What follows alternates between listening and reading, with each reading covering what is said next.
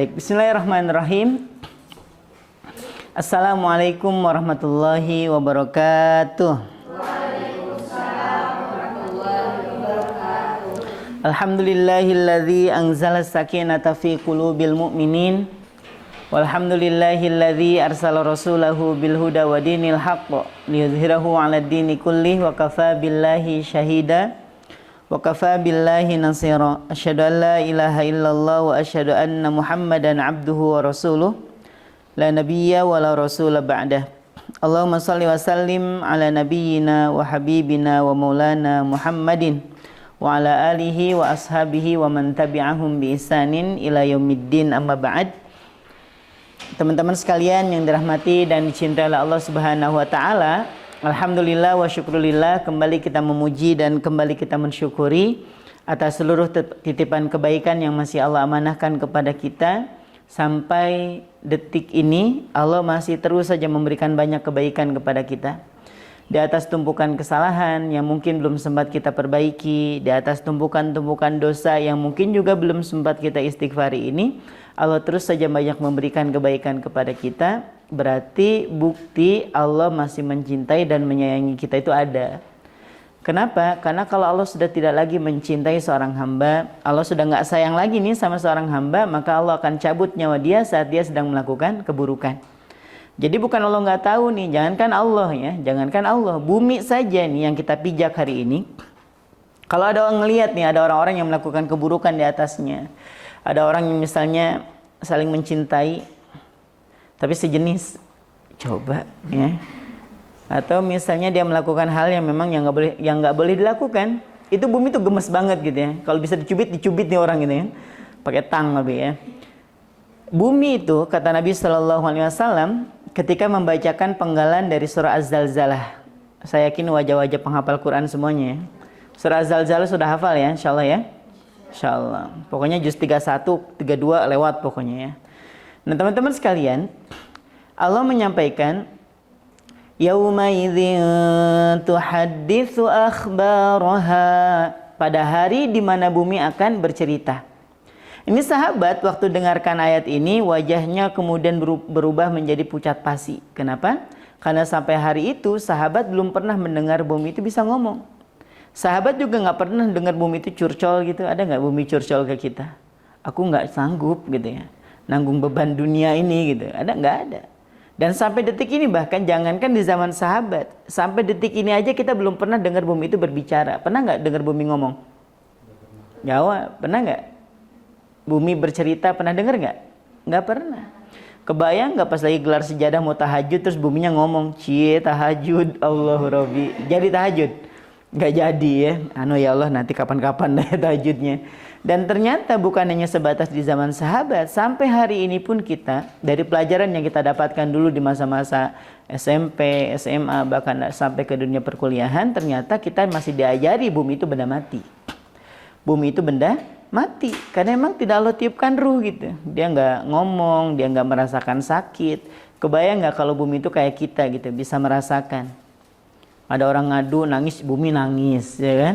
Ada orang galau, bumi galau. Kebayang nggak bangunan ini banyak dibangun oleh Syadina? Apa nggak ngejerit itu bumi ya? Dikeliling gitu ya? Oh jerit, kemudian dipasang pasak bumi juga menjerit karena kesakitan. Kan ternyata tidak.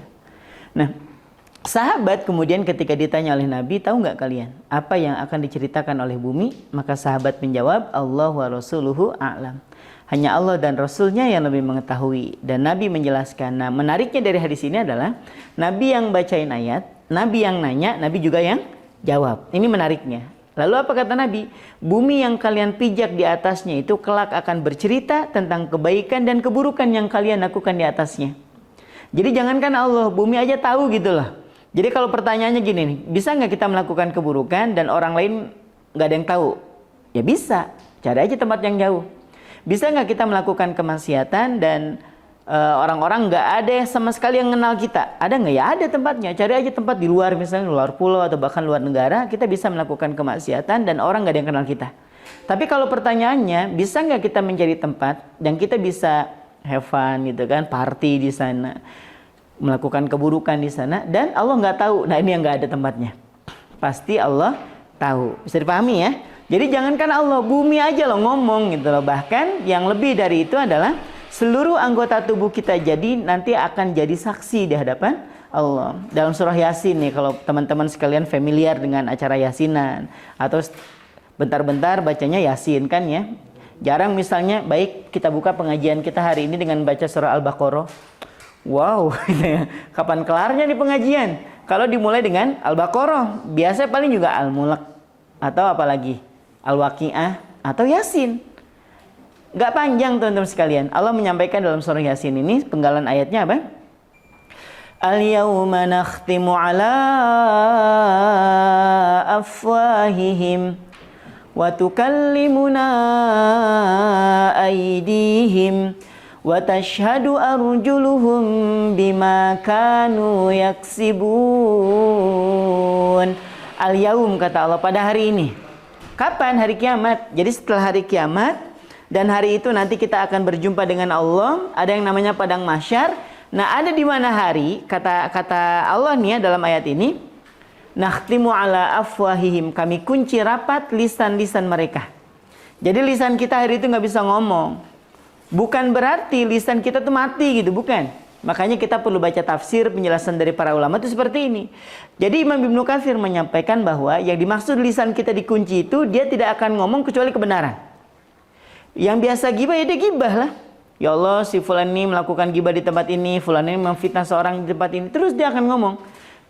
Out of kontrolnya kita. Di luar dari kendalinya kita. Dia akan ngomong aja terus. Kalau teman-teman terbiasa mengucapkan kalimat yang baik, dia akan ngomong yang baik-baik. Tapi kalau teman-teman biasa bilang nah di sana juga nanti akan ngomong dia. Ya Allah, si fulan itu kebiasaan manggil temannya dengan panggilan seperti ini, seperti ini, seperti ini. Tanpa bisa kita kontrol. Wa tukallimuna aydihim, dan kami memperkenankan kepada tangan-tangan mereka untuk berbicara kepada kami. Kebayang nggak tangan kita ngomong? Kalau sekarang nggak bisa. Ternyata sekarang itu sudah digambarin sama Allah, tangan kita bisa ngomong sekalipun nggak ada suaranya. Balesin komen, ya kan? Dengan komenan-komenan pedas.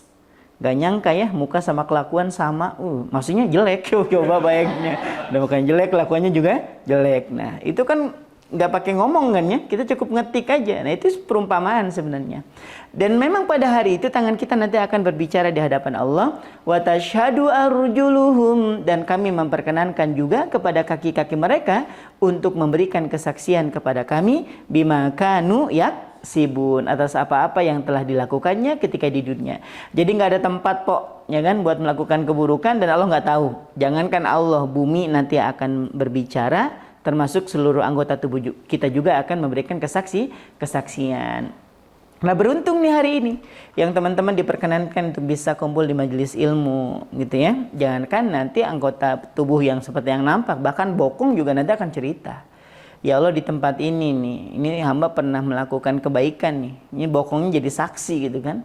Betapa gelisahnya, apalagi kalau ceramahnya 2,5 jam. Ya kan? Dan itu belum kelar lagi kan. Belum ada sesi tanya jawab. Belum lagi MC-nya. MC ngalah-ngalahin pembawa acaranya, ngalah-ngalahin ustadznya. Ngebuka aja 15 menit, coba bayangin. Ya kan? Pernah nggak lihat yang kayak gitu? Pernah. MC nyampaikan gitu, ini ustadz kayak gini kan. Ini MC tuh menyetarai pemateri itu sampai 20 menit yang MC. Bayangin coba, ustadznya dikasih waktu 30 menit, kebayang nggak ya? Pernah, ini bukan curcol ya, cuman pernah kejadian di satu tempat ya, MC-nya lebih panjang dibanding dengan ustadznya. Nah, teman-teman sekalian yang dirahmati dan dicintai Allah Subhanahu wa taala, bahkan bokong kita pun nanti akan bercerita. Di mana letak dia didudukkan, di mana dia nongkrong. Ya Allah, di sini nih tempat si fulan ini nongkrong di tempat ini. Dia akan cerita. Makanya dalam tafsir Ibnu Katsir bukan hanya sebatas lisan, kedua tangan dan juga kedua kaki, bahkan kulit juga nanti akan berbicara di hadapan Allah. Paham ya? Ini sebagai pembuka saja supaya agak horor gitu kan ya. Pokoknya ingatnya kiamat aja. Jadi kalau pas misalnya mau ayang-ayangan lagi nih selepas ini, atau mau sleep call nanti malam, ingat bumi juga nanti akan cerita, ya Allah, si fulan di tempat ini, boleh aku telan orang-orang model kayak gini ya. Sleep call tuh kan kadang kelewatan sih kalau udah sleep call tuh. Kenapa kamu belum bobo? Nunggu kamu. Iya. Kamu aja duluan, kamu. Itu sampai subuh tuh. Ya, jadi kamu sampai subuh dan dua-duanya gak ada yang tidur. Ya. Kebayang nggak itu nyuruh tidur dari jam 2 tuh. Sampai menjelang azan, sholatu wassalamu alaik, baru dua-duanya tidur. Ya, jadi gak ada sholat subuh gitu ya. Jadi ngebestinya bukan cuma di dunia, tapi sampai akhirat. Ya, sampai nyemplung dua-duanya di neraka gitu ya. Besti, ayang bebek, nggak apa-apa kita disiksa, nggak apa-apa, yang penting sama kamu gitu ya. Inauzubillah ya. Ya tolong nih yang suka sleep call nih, tolong ya. Sudah ingat nanti, jangankan orang, jangankan Allah, bumi dan seluruh anggota tubuh kita nanti akan bercerita. Baik. Hari ini insya Allah kita akan ngebahas tentang satu tema campur-campur ya. Inggris dan Indonesia, just be like, ini dunia aja gitu ya. Ini bahasa kitanya nih, ini dunia aja nih po, gitu ya. Dunia aja nih po. Ini bahasa Balikpapannya memang gitu. Dunia aja nih po. Saya ingin sampaikan terlebih dahulu dan saya juga tuliskan di buku keren ini ya. Yes. Kalau bukan saya muji, siapa lagi yang muji ya kan? Ini buku ini kata yang sempurna untukku yang biasa. Nah, ini buku antologi. Saya tuliskan satu kisah tentang satu celupan saja. Satu celupan saja. Ternyata Nabi SAW jauh-jauh hari pernah menceritakan kepada kita tentang kengerian nanti di akhirat itu. Jadi bukan hanya Nabi itu bercerita tentang keindahan surga gitu ya, tentang orang-orang yang diselamatkan, tentang orang-orang yang mendapatkan kebahagiaan, bukan hanya itu. Nabi juga bercerita tentang pahit-pahitnya alam barzah, pahit-pahitnya alam akhirat, diceritain juga. Jadi imbang. Itulah fungsi diturunkan Nabi SAW, salah satu amanah yang Allah titipkan kepada beliau itu menjadi apa? Basyirau wa nadhiro. Menjadi pemberi kabar gembira dan juga sekaligus memberikan peringatan. Gitu ya, bisa dipahami ya. Jadi fungsi kenabian itu seperti itu. Di samping mengajak orang untuk tidak berputus asa kalau ternyata dia sudah tenggelam dalam lautan dosa, tapi juga Nabi SAW mengingatkan nih, yang sudah terlena juga jangan sampai nggak apa-apa lah nanti di ujung tobat. Belum tentu hidupnya sampai ke ujung. Ya bisa jadi tengah kecelakaan, bisa jadi belum sampai ke masjid ternyata sudah dicabut duluan, belum sampai niatan taubat itu terlaksana ternyata udah mati duluan, kan bisa nih. Nabi juga ngajarin ke orang-orang nih bahwa kalau kalian punya kesempatan untuk bertobat, tobat, jangan dinanti-nanti. Kalau bahasa kita ini, kalau kalian menemukan pagi, maka jangan tunggu sore. Kalau kalian menjumpai kalian dalam keadaan berdosa di sore hari, jangan nunggu malam buat tobatnya. Ini ada nih orang, kenapa belum tobat? Nanti setelah nunggu tahajud. Dipikirnya bisa tahajud nanti malam. Kan belum tentu. Tobat aja langsung. Misalnya gini, Allah saya dosa hari ini. Saya melakukan kesalahan, saya mohon ampun. Itu yang diajarkan oleh Nabi SAW. Dan Nabi bercerita tentang ini. Dalam hadis riwayat Imam Muslim, dan kita menemukan dalam sahihnya, dalam satu bab tentang sifat hari kiamat, surga, dan juga neraka. Itu babnya. Kalau teman-teman mau cari, bisa cari di situ. Nabi bercerita tentang dua orang ya, tentang dua orang yang berbeda nasibnya baik ketika di dunia maupun ketika di akhirat. Dua orang ini diceritakan secara adil. Ya, secara adil. Nabi itu bukan seperti admin lambe turah ya. Kadang suka berat sebelah juga kan. Kadang kita suka gemes dengan pemberitaan yang separuh-separuh gitu kan. Ditemukan wanita tanpa busana. Kan? Kalau udah ngelihat caption model kayak gini, judul-judul kayak kan biasa kan, bahasa marketing kan. Ternyata titik-titik panjang titiknya. Kita scroll ke bawah nggak selesai-selesai nih ya. Pas di ujung, bohong. Coba bayangin, ternyata kita sudah scroll gitu ya. Ini kayak wewe yang nganggur ya, tolong-tolong itu zolim loh ya. Yang panjang betul titik sampai bawah, udah di ujung. Selamat atas kesabaran Anda. Coba bayanginnya. Biasa bahasa media. Ditemukan wanita dalam keadaan telanjang. Yang otak-otaknya ngeres nih, langsung memang dibuka tuh link. Betulan memang bayi lagi mandi. Ya, dimandiin sama mamanya, memang perempuan, memang tanpa busana. Coba kebayang nggak? Nah, biasa bahasa media kan kayak gitu. Sama lah seperti bahasa marketing kan ya. Saya menemukan satu percakapan di FB itu. Ada bahasa marketing kayak gini. Sudah cepet-cepet beli rumah. Penduduknya makin bertambah sedangkan buminya segitu-gitu aja. Coba ya, ini kan saya yang baca gemes juga. Betul sih memang ya, secara logika, secara nalar, betul nggak nih kalimat ini? Cepat sudah beli-beli tanah ya kan, beli-beli rumah. Kenapa penduduknya makin bertambah, buminya segitu-gitu aja, bener nggak sih? Bener. Saya mau komen, gatal banget dia pengen ngomen tapi takut dosa, takut tersinggung ya kan. Saya ingin sampaikan kayak gini. Po, dengerin gitu ya. Betul memang bumi itu segitu-gitu aja. Penduduk itu semakin bertambah. Tapi ingat, dalam satu hari itu kadang kita menerima pesan, satu pesan bahagia, satu pesan duka. Dalam satu hari nih, pagi baru juga kita baca Barokallah gitu ya atas kelahiran anak bla bla bla bla gitu, doakan kebaikan. Sorenya innalillahi wa inna ilaihi rajiun. Jadi tenang aja ya, nggak usah takut kehilangan, nggak punya rumah ya kan. Jangan sampai takut kekhawatiran berlebih. Nanti kalau tanahnya nggak ada lagi yang ngejual, tenang. Ada yang hidup, ada yang mati. Just be like ya kan. Dunia aja nih Pok. Ya, dunia aja ya, santai. Tapi bukan berarti santai kemudian habis itu resign dari Sadina. Kenapa nggak kerja? Santai aja Pok, ini dunia kata. Coba bayangin. Tenang, kalau ada rezekinya sampai juga, rezekinya itu nggak gitu. Ini salah dalam memahami takdir. Nah, Nabi itu bercerita tentang cerita dua orang secara adil. Kenapa? Allah sudah menjamin setiap tutur kata Nabi itu pasti kebenaran. Nabi nggak ngada-ngada nih kalau ngomong, nggak ada istilahnya nambah-nambahin gitu, nggak ada. Nabi kalaupun bercanda nggak bercanda. Tapi bercandanya berkualitas. Misalnya ketika ada sahabat dibilangin sama Nabi, ih matamu ada hitamnya, maka dikucak. Masih ada wahai Rasul? Masih ada, dikucak lagi. Masih ada? Masih ada. Kalau putih semuanya wafat. Paham nggak? Kalau putih semuanya nggak bisa ngelihat lah. Mata teman-teman ada hitamnya nggak? Ada. Kalau sampai hilang? Putih semua ya nggak ngelihat lah tuh. Itu bercanda tapi berkualitas. Sama seperti ada unta nih, unta besar. Kata Nabi, ini anaknya unta kata. Kata sahabat, ini udah mamanya unta wahai Rasul. Tetaplah dia anaknya unta. Ngotot kan gitu. Wahai Rasul, aku tahu engkau Nabi, tapi nggak segitunya juga gitu ya. Ini mamanya unta. Iya, tapi kan dia anaknya unta. Oh iya ya, betul juga. Memang ini anaknya unta. Pasti belum sarapan ya kan. Agak ngelek ya kan diceritain kayak gini. Paham nggak sih maksudnya? Bukan anaknya kambing dan memang dia anaknya unta lah. Segede apapun unta, dia tetap anak unta. Makan dulu deh nanti, makan dulu ya. Agak berat memang materinya ya. Jarang nonton stand up komedi sih ya. Nah, teman-teman sekalian dirahmati Allah Subhanahu wa taala, Nabi itu adil ketika menceritakan dua orang ini. Nabi nggak gemes gitu ya. Kadang kita kan suka nggak adil. Kalau nyeritain orang yang kita benci, pokoknya dikasih bumbunya agak banyak kan, kasih mecin, bahkan cyanida gitu kan, sedikit lah ya, biar orang yang menikmati juga sama-sama mati kan gitu. Tapi Nabi itu adil, menceritakan orang yang buruk, Nabi ceritakan sesuai dengan tupoksinya. Nabi bercerita tentang orang yang baik juga sesuai dengan kadarnya, nggak dilebihin, nggak dikurangin. Seperti itu, ya seperti itu. Dan ini sudah menjadi jaminan dari Allah. Wa ma yantiqu 'anil hawa. Tidaklah seorang nabi itu bertutur berdasarkan hawa nafsunya. In huwa illa wahyu yuha. Kecuali berdasarkan wahyu yang Allah wahyukan kepadanya. Jadi Nabi itu ngomong nggak sembarangan lah intinya. Apa kata Nabi?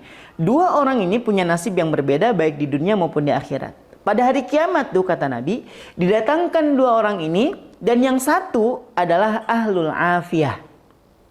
Ahlul afiyah. Apa afiyah? Udah saya sampaikan loh di awal pertemuan. Afiyah itu apa? Yang terus berkesinambungan dalam menerima kebaikan. Bahagianya itu berkelanjutan. Karena ada yang sehat, belum tentu afiat. Kan sering dengar tuh MC bilang, mudah-mudahan ya kita semuanya dalam keadaan sehat wal afiat. Apa afiat? Ya pokoknya yang MC bilang afiat gitu ya. Sama seperti taufik kan. Apa taufik? Nah, taufik hidayat. Kita punya dua-duanya bahkan ya. Taufik, hidayat. Kita sering bilang mudah-mudahan Allah memberikan taufik. Apa taufik? Nah, taufik itu kemudahan dalam melakukan kebaikan. Nah, sedangkan afiat itu apa tadi? Yang terus menerus atau berkesinambungan dalam menerima kebaikan. Kadang ada orang nih, kamu sehat ya? Sehat? Kenapa mukamu kayak gitu? Dompetnya nggak sehat. Nah, berarti nggak afiat nih. Jadi orang yang sehat walafiat itu fisiknya sehat, tapi bahagianya berkesinambungan. Orang ini kata Nabi, dia hidup di dunia bahagia. Dari mulai lahir nih, kayak 7 turunan nih orang nih asli nih ya. Jadi mulai lahir sekiranya ada penerusnya sampai ke turunan kedua, ketiga, keempat sampai ke-7 ditanggung rezekinya. Orang ini menjadi ahlul afiyah yang di dunia nggak pernah ngerasain yang namanya mogok motor, dikejar-kejar ibu kontrakan, ya kan? Ditagih-tagih bayaran SPP, nggak ada. Orang yang hidupnya flat aja dalam kebahagiaan itu di dunia. Tapi masalahnya, orang ini yang pertama ini, orang yang sudah ahlul afiyah tapi nggak dekat sama yang memberi afiyah itu. Jadi nggak mau taat, nggak mau sholat, nggak mau bersyukur dan seterusnya.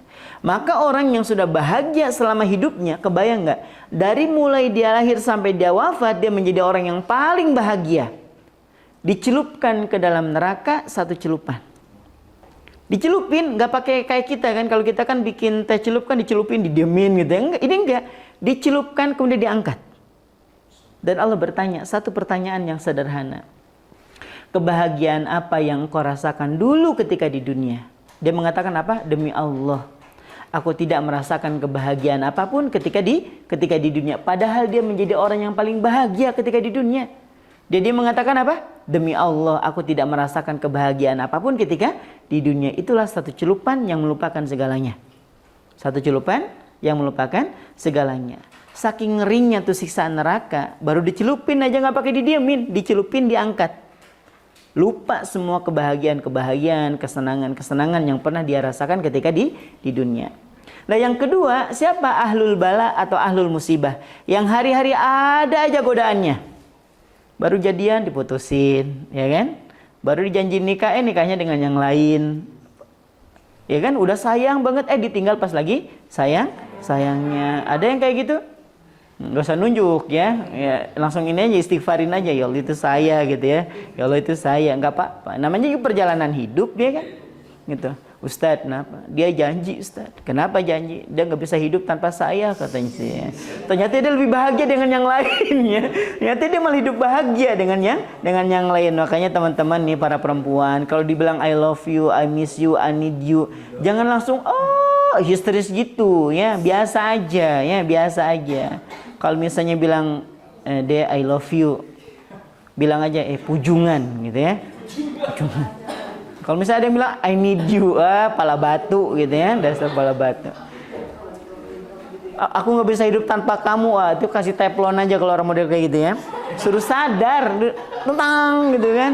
Sadar po, dari dulu juga kamu hidup dari bapak moyangmu gitu ya. Dikasih makan ya sama bapak ibunya, dibesarkan juga sama bapak ibunya, dikasih pendidikan yang baik juga sampai dia bisa bekerja karena doa dan juga pengorbanan dari ayah bundanya. Kita nggak pernah diajak urun rembug, ya kan? Nggak pernah nih kita nggak pernah diajak urun rembug sama orang tuanya buat nanggung hidup dia. Ternyata dia bilang ke kita apa? Aku nggak bisa hidup tanpa kamu. Itu kufur nikmat asli ya. Kufur nikmat. Itu malaikat Israel. Sekiranya baperan jadi malaikat, udah dicabut memang orang model kayak gini ya kan. Ini kamu sadar yang ngasih rezeki itu siapa gitu ya? Yang ngasih rezeki itu siapa? Nggak bisa hidup tanpa kamu. Bohong gitu ya. Coba 3 bulan tinggalin. Dia sudah bikin status dengan yang lain. Iya kan? Walaupun dengan status-status yang sederhana kan ya. Statusnya apa? Kuperkenankan kau masuk ke dapur hatiku. Tapi kenakanlah alas kaki karena seseorang pernah memecahkan sesuatu di dalamnya. Ya. Dikopas yang kayak gini. Tadi ayat yang saya bacain lupa ya. Ada ya. Pasti orang Syahdina ya. Baik, teman-teman sekalian dirahmati Allah Subhanahu wa taala, kita lanjutin ya. Orang yang kedua adalah orang yang hari-hari ada aja ujiannya. Mau berangkat kerja, mau berangkat magang, bannya bocor. Udah ditambal ban depan, ban belakang yang bocor. Ban belakang udah diganti rantai yang putus. Coba gitu ya. Besok pas keluar motornya yang hilang. Coba bayangin. Ada aja gitu ya godaan hidupnya. Ya. Ujian hidupnya juga berhenti-berhenti. Dia kayak muter di lingkaran setan gitu. Muter aja nggak kelar-kelar ujiannya. Tapi dengan ujian-ujian itu dia menjadi orang yang sabar. Dia tetap menjalankan kebaikan, dia tetap melakukan ketaatan. Nah, orang yang kedua ini kata Nabi, dia dicelupkan ke dalam surga satu celupan.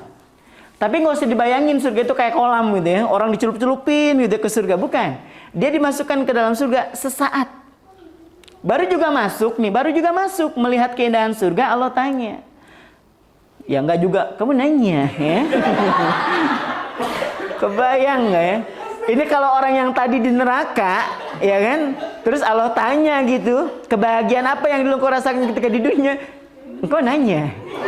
Terus bertanya-tanya. Ini langsung aja kubur di dalam. Cincang aja orang model kayak cincang ya. Maka jangan suka kayak gitu ya. Apalagi kalau orang tua nanya tolong-tolong ya. Itu ada sindrom nanya soalnya ya. Ada sindrom nanti ya. Orang tuanya nanya betul-betul, "Nak, kamu udah makan?" Ibu nanya. Nauzubillah ya. Baik, kita lanjutin. Baik, teman-teman sekalian, orang yang kedua ini Allah tanya dengan pertanyaan yang sederhana. Sama, tapi beda. Bedanya gini.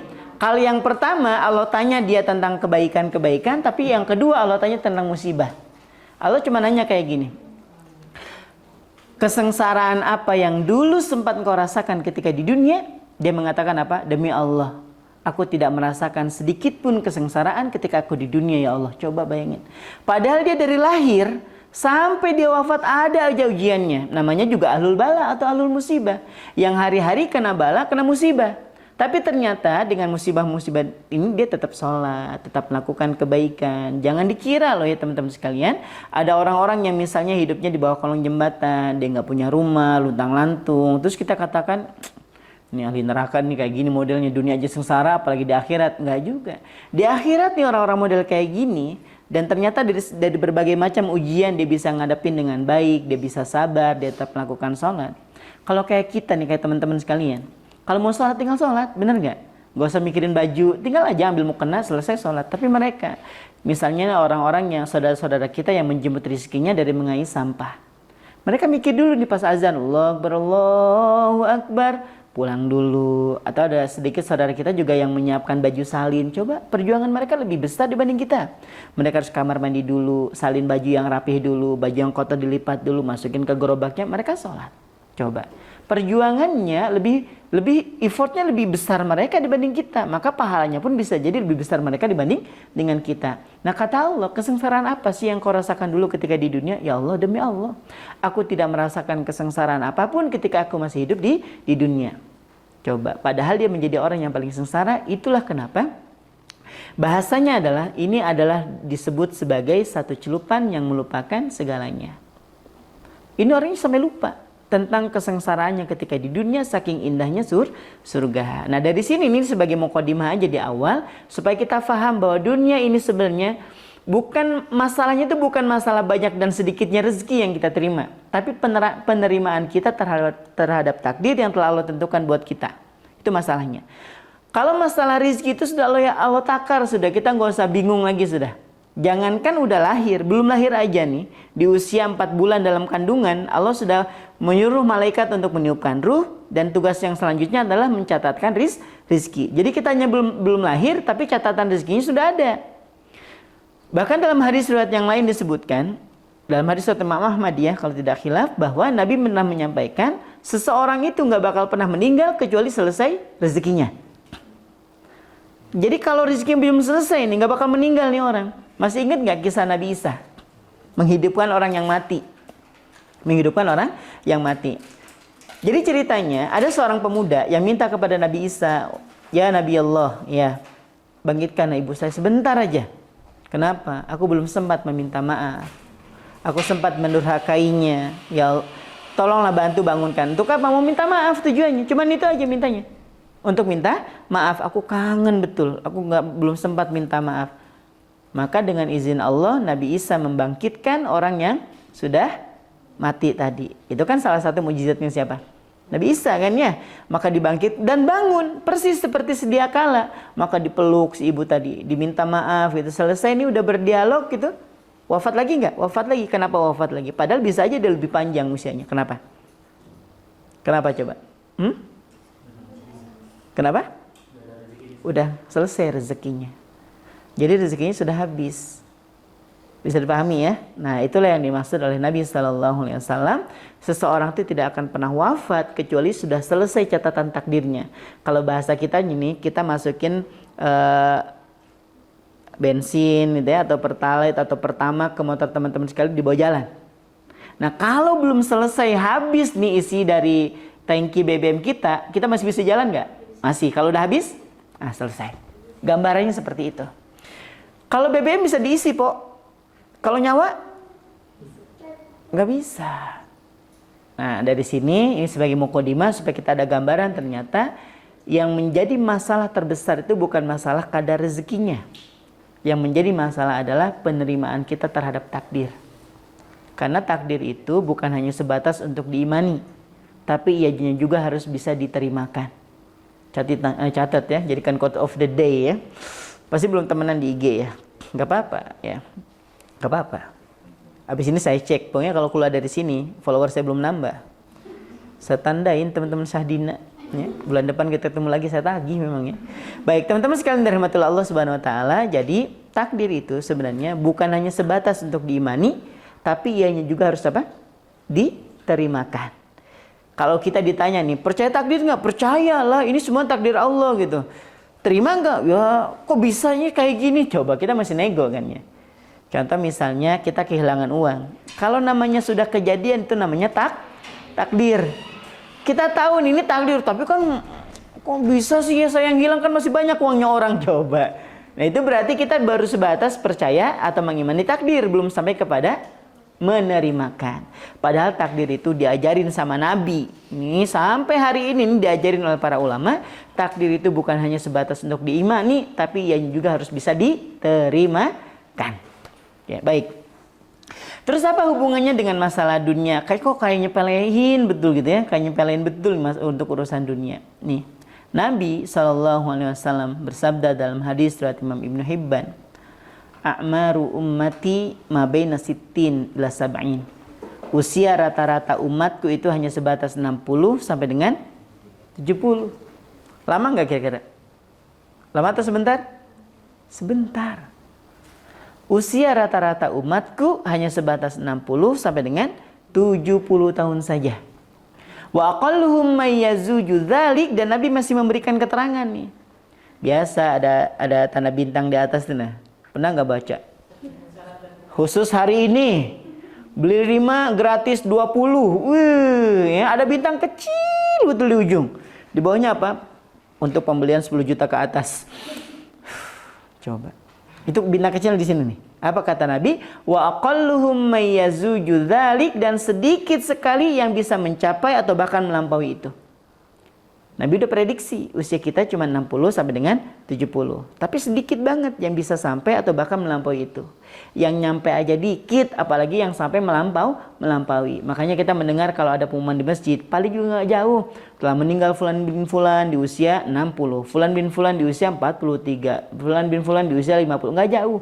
Kita belum pernah menemukan ada pengumuman telah meninggal dunia Fulan bin Fulan di usia 235 tahun. Ada nggak? Nggak ada. Dia mau reuni sama siapa coba? Teman-temannya udah lewat, masa mau reuni sama cucunya temen kan gitu? Atau cucunya cucu temen? Enggak juga. Kelar hidupnya. Paling juga 60-70, nggak lama. Nah, jadi kalaupun ternyata nih kita harus berlelah-lelah di dunia teman-teman sekalian, memang ini tempatnya. Kita harus malas-malas gitu dalam menegakkan sholat. Ya karena memang ini tempatnya. Kita masih sempat aja sambil gelisah ya kan dengerin pengajian. Kalau bukan wajib saya pulang memang dari tadi Ustadz gitu kan, contoh. Bukan di sini ya, ada di sana ya dekat wali kota ya. Yang dekat rumah dinas wali kota tuh. Saya beberapa kali ngisi itu kalau udah agak kelamaan sedikit ada yang gini. Ada yang sudah gini-gini ya kan. Ada yang sudah selonjoran, di belakang ada yang tiduran tuh bahkan ya. Gitu. Nanti pekan depan nanti bawa kasur sekalian ya. Nah, teman-teman sekalian yang dirahmati Allah Subhanahu wa taala, jadi saya ingin sampaikan bahwa kalaupun ternyata kita harus lelah dalam menumpuk kebaikan, masih lelah dalam beramal, karena memang dunia tempatnya.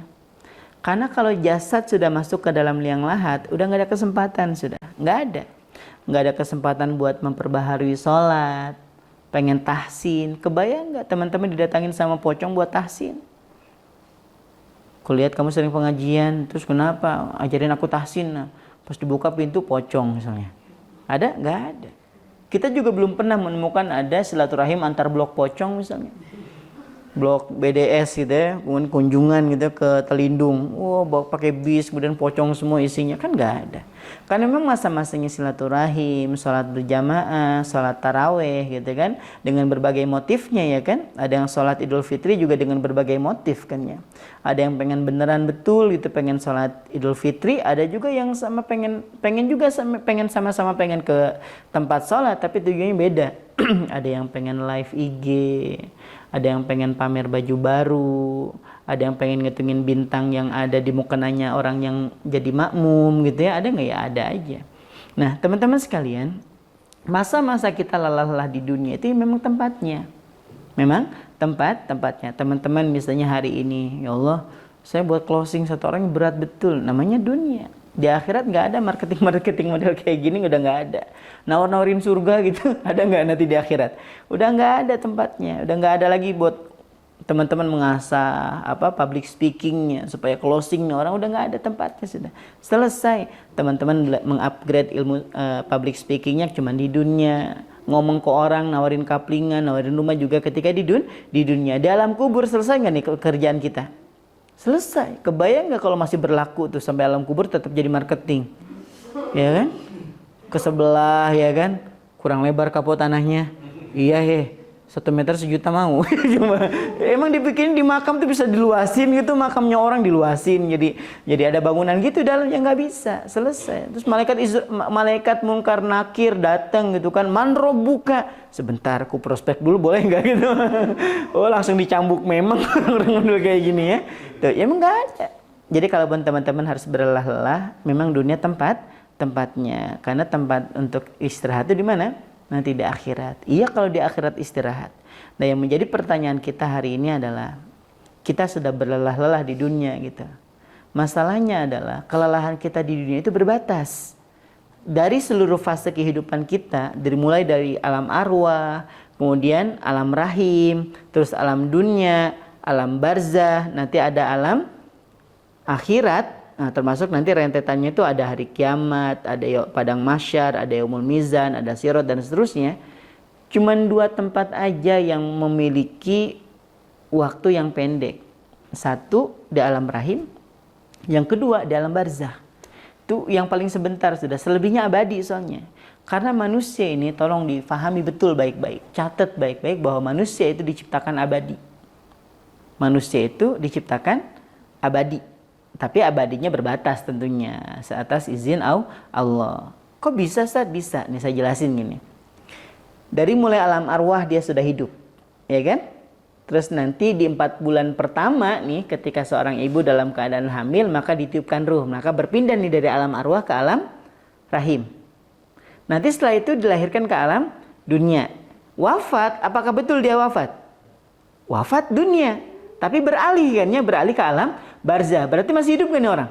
Masih. Nanti pada tiupan pertama saat hari kiamat seluruh bumi dihancurkan. Nanti tiupan kedua juga semua nanti yang wafat nanti akan dibangkitkan. Hidup lagi nggak? Hidup lagi. Sampai apakah dia nanti akan abadi di dalam neraka atau bisa abadi di dalam surga tuh. Jadi jangan sampai kita hanya berlelah-lelah ketika di dunia. Ternyata sampai di alam barzah pun kita masih lelah dengan amal perbuatannya kita. Sampai lagi nanti ke padang mahsyar, ada yang tenggelam sampai ke mana? Sampai ke dadanya kata Nabi. Ada yang tenggelam dengan keringatnya sampai melebihi batas hidungnya. Ada yang sampai tenggelam dengan dengan keringatnya sendiri.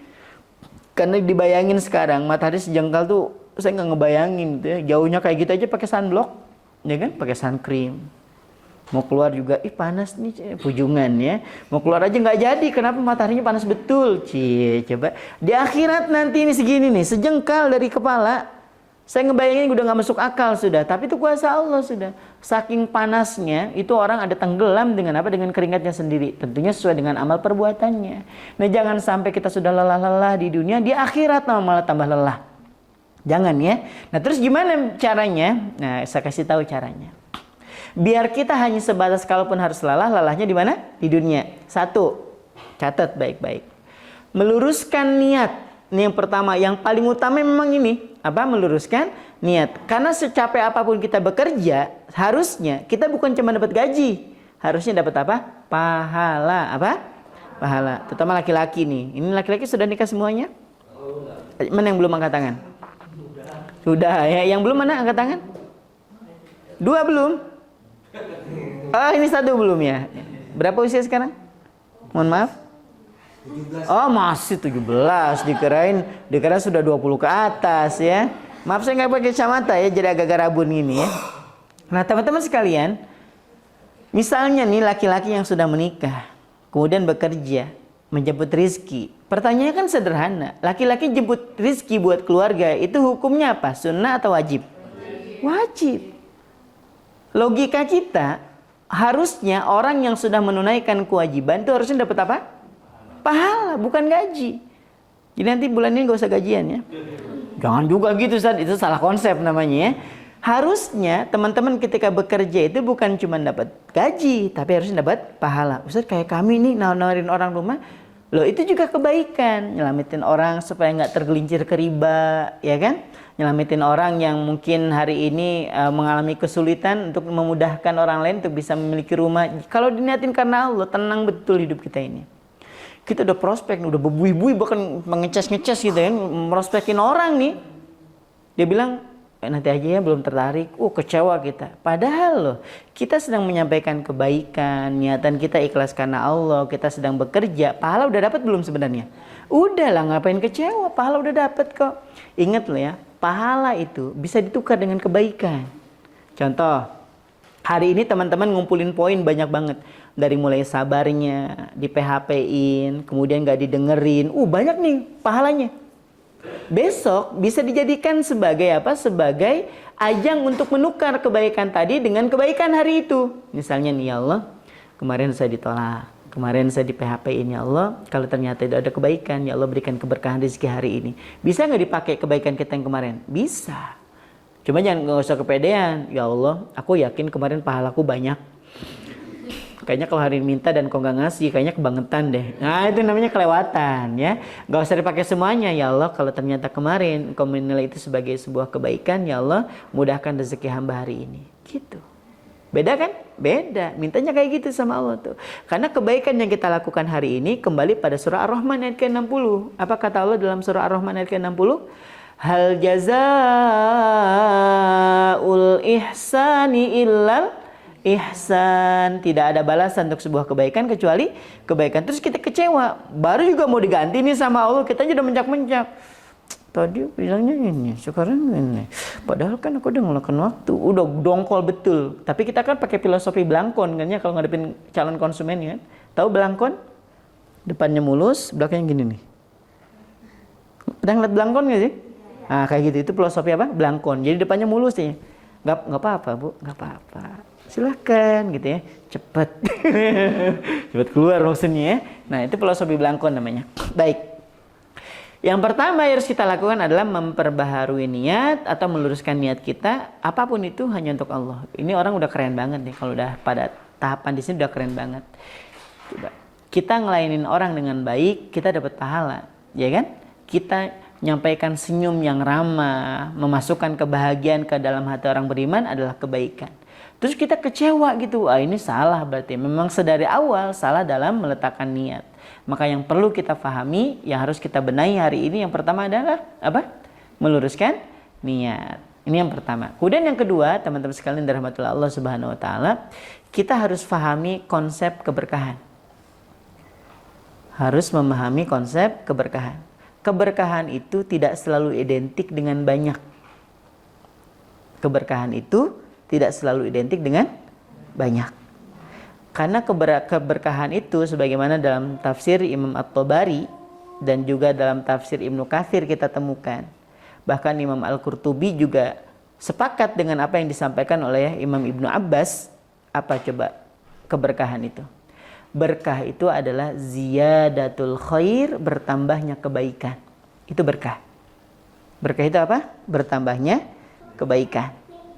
Kan kita sering tuh, mudah-mudahannya Allah nitipin kita rezeki yang berkah. Sering dengar gak? Sering. Kenapa? Karena berkah dan banyak itu tidak selalu seiring sejalan. Ada orang yang dikasih rezekinya biasa aja, tapi berkah.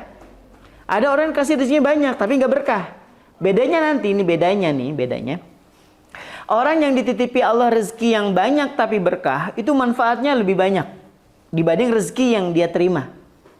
Tapi kalau rezeki itu banyak dan tidak Allah titipkan keberkahan, maka dia sendiri pun bingung, ini kemana uangnya. Itu bedanya di situ nantinya. Paham ya? Contoh misalnya nih, ada orang hidupnya cuma 40 tahun, tapi usianya berkah. Sekalipun dia meninggal muda, seperti halnya Imam Ali bin Abi Thalib misalnya kan. Beliau itu meninggal muda. Tapi sampai hari ini kita kenal betul namanya. Ali bin Abi Thalib. Sampai sekarang tuh, orang yang sudah wafat 1400 tahun yang lalu, teman-teman sekalian. Wafatnya sudah 1400 tahun yang lalu, tapi namanya masih ada nggak sampai hari ini?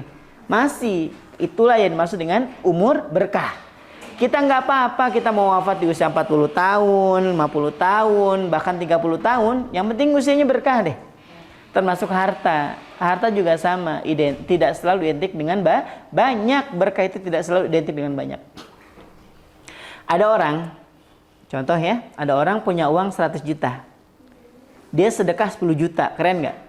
Keren. Berapa persen? 10%. Ada orang punya uang cuma 10 ribu, memang cuma 10 ribu. Ya Allah, kesedekahin setengahnya dia 50 ribu. Keren nggak? Berapa persen? Dia punya uang 10 ribu, disedekahin 5 ribu. Berapa persen? 50 ribu. Yang tadi 100 juta, berapa persen? 10%. Banyakkan mana? 50%. Karena berkah itu seperti itu gambarannya. Tidak selalu identik dengan banyak, dengan kuantitas, tapi dia berkaitannya dengan kualitas. Sudah paham ya? Kebayang nggak kalau misalnya orang-orang yang kaya aja yang bisa masuk ke dalam surga? Ini kayak kita nih, yang gajinya 15 koma, ya? Iya, tanggal 15 ke atas koma, ya, tanggal 20 ke atas koma. Coba gimana nasib kita? Kalau sekiranya surga itu hanya bisa ditebus dengan apa? Dengan harta. Makanya kan sahabat itu pernah ngadu kepada Nabi SAW sebagai penutupnya. Sahabat itu pernah ngadu kepada Rasulullah SAW dari kalangan Ahlus Sufah dan juga orang-orang yang miskin. Kumpul. Ini untuk memberikan penjelasan buat teman-teman sekalian bahwa kalau teman-teman nanti menemukan ada saudara-saudara kita yang dorong-dorong gerobak, mengais-ngais sampah gitu dengan baju yang kotor, jangan pernah meletakkan mereka sebagai orang-orang, ih hina banget sih jadi orang. Atau misalnya bahkan ada yang sampai parah nih ya. Saya pernah ngikutin ada satu tempat ketika memberikan sambutan untuk memberikan santunan kepada orang-orang itu, orang-orang yang kategorinya duafa gitu. Alhamdulillah sore hari ini kita bisa berkumpul dalam acara berbagi kebahagiaan untuk mereka yang kurang beruntung. Coba bayangin ya, kita bisa berbagi kebahagiaan, kita bisa menyantuni orang-orang yang kurang beruntung. Saya ngeliat orang-orang yang mau dapat santunan itu nunduk semuanya. Malulah harga dirinya tuh seperti itu, kan nggak boleh ya. Bahkan ada yang bilang kayak gini, Ustaz, tahu nggak kenapa orang itu miskin? Nggak tahu. Takdir kali, itu mau gampang jawabannya katanya. Terus dia bilang apa? Kenapa mereka bisa miskin, bisa susah hidupnya? Karena mereka kurang beriman, kurang bertakwa. Ngeri sekali nih orang. Kurang beriman dan kurang bertakwa. Terus dia bilang kayak gini nih. Sekiranya mereka beriman, gak mungkin mereka miskin, Ustaz. Ada loh Ustaz ayatnya, saya pura-pura gak tahu aja ya. Ada ayat dia bacain tuh. Lama bukan? Nih ayatnya, dia bacain terjemah. Baca dong Arabnya, saya gak bisa baca Quran Ustaz. Allahu Rabbi. Dia baca terjemahannya. Sekiranya satu penduduk negeri sudah cukuplah. Saya hafal ayatnya. Allah menyampaikan gini. Walau anna ahlal qura amanu wattaqau lafatahna alaihim barakatim minas samai wal ard. Walau anna ahlal qura, kata Allah, sekiranya satu penduduk negeri ini amanu, mereka beriman, wattaqau, dan mereka bertakwa, la fatahna alaihim barakatim minas sama, niscaya kami akan bukakan pintu-pintu keberkahan dari langit dan dari bumi. Mustahil Ustaz, orang yang sudah dibukakan keberkahan dari langit dan dari bumi dia menjadi miskin Ustaz. Nah berarti ada yang salah. Ayatnya nggak salah, tapi dalam memahami ayatnya itu salah, keliru. Dia berpikir bahwa berkah itu selalu identik dengan kekayaan. Ini masalahnya nih. Dan ini juga harus kita refresh lagi otak kita ya. Kita pokoknya harus nge-reset kembali nih cara pandang kita tentang apa? Tentang banyak sedikitnya harta yang dimiliki seorang. Kenapa? Dari ayat ini, sekiranya satu penduduk negeri beriman dan bertakwa, dan akan aku bukakan pintu keberkahan dari langit ya, dan juga dari bumi, kalau seandainya beriman dan bertakwa. Bukan berarti orang yang miskin itu miskin itu tidak beriman dan tidak bertakwa. Contohnya apa? Ya ini yang sedang saya ceritakan nih. Di zaman Nabi ada nggak yang miskin? Miskin. Miskin ada. Yang meminta-minta juga di zaman Nabi juga ada. Sampai kemudian dia memahami bahwa miskin itu siapa? Miskin itu adalah orang yang tidak pernah merasa cukup. Itu miskin tuh. Sebanyak apapun hartanya. Pokoknya kalau nggak diinvestasiin, gimana bisa mengembang? Itu menggebu-gebu untuk melipat gandakan hartanya. Dan dia tidak pernah merasa cukup. Berapapun depositonya di bank, berapapun tabungannya, berapapun hartanya, dia termasuk kategori miskin. Sudah pahami ya? Nah, di zaman Nabi itu ada orang-orang yang hidupnya di pelataran masjid. Apakah orang-orang yang hidup di pelataran masjid ini kurang beriman? Beriman. Bertakwa? Bertakwa. Makanya ketika demo di hadapan Nabi nih, apa demonya? Ya Rasulullah, ya. Kami protes nih, kenapa? Pokoknya kami nggak terima. Kenapa? Surga diborong sama orang kaya itu. Kok bisa? Coba perhatikan. Kami nih ngejar orang kaya dengan sholat, mereka juga ikut sholat. Kami kejar dengan tilawah, mereka juga tilawah. Kami kejar dengan qiyamul lail, orang kaya juga qiyamul lail, tahajud. Tapi saat mereka bersedekah, kami melongo aja gitu kan. Tapi nggak bisa ngikutin mereka nih gaya-gayanya. Nggak bisa. Coba apa nggak diborong? Coba surga itu sama orang kaya. Nabi senyum. Nabi memahami perasaan sahabat. Apa kata Nabi? Bukankah telah berlaku untuk kalian likulli tasbihatin sedekah. Setiap tasbih itu bernilai sedekah. Walikulli tahmidatin, setiap tahmid alhamdulillah, alhamdulillah bernilai sedekah. Walikulli takbiratin sedekah, dan setiap takbir itu bernilai sedekah. Coba. Bahkan walikulli tahlilatin la ilaha illallah juga bernilai sedekah. Itu kata Nabi. Yang menjadi poin pentingnya dari kisah ini adalah yang menjadi kecemburuan sahabat yang miskin ini, dalam tanda kutip yang miskin ya, bukan berarti sahabat ini nggak cukup dengan harta yang dimiliki, bukan. Maksudnya adalah protesnya itu mereka nggak bisa bersedekah. Kecemburuan mereka terhadap saudara-saudara yang kaya itu karena apa coba? Apakah cuman karena banyaknya harta kekayaan yang dimiliki saudaranya? Atau dia cemburu karena sahabatnya itu banyak bersedekah karena kekayaannya? Cemburu karena banyak sedekahnya. Nah, ini harus dirubah nih cara pandang kita. Sahabat itu ini bukan karena sahabat itu kaya, bukan. Tapi untuk apa kekayaan itu dipergunakan, itu yang membuat sahabat cemburu. Paham di sini? Nah, maka dari sini teman-teman sekalian, saya ingin menutupnya dengan firman Allah Subhanahu wa taala, dan kita bisa temukan dalam surah An-Najm. Ya, An-Najm ayat ke-48 ya. Nah, surah An-Najm ayat ke-48. Sebentar. Itu salah ayatnya ya. Ayat ke 48 betulnya. Wa annahu huwa aghna wa aqna.